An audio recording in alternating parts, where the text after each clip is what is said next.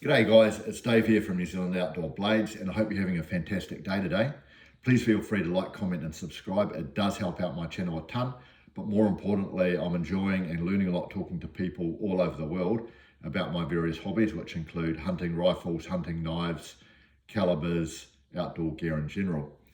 Recently, I did a video on the 303 British hunting cartridge, which was primarily used in the ex-British Army Lee Enfield bolt action rifle. Now these were very, very common and very, very popular, particularly after World War II in New Zealand, when our markets got flooded with 303 Lee Enfield rifles. And in fact, for the average guy, it was probably the only hunting rifle you could either get your hands on or could afford.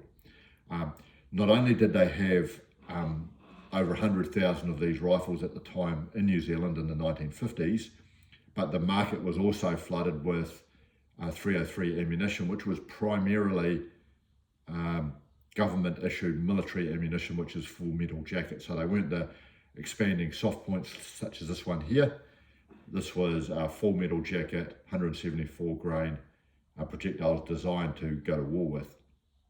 Now this ammunition was incredibly cheap, but in some cases it was free. So the people that hunted deer professionally for the Forest Service would get a bounty of 3 shots of 303, I believe, for every deer tail they produced.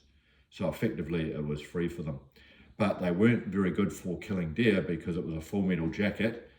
And as per the Geneva Convention, this full metal jacket is designed to penetrate tissue without expanding. However, it's not very good for hunting. And I've recently been told by one of my subscribers, G'day Rob up in Auckland, what he told me they did is they used to get the military ammunition and they'd file the tip down with a file like that. So they just file it down, and then they would get a knife and they would put 2 cross sections across the knife at 90-degree angles and just push down into the lead and the copper to create this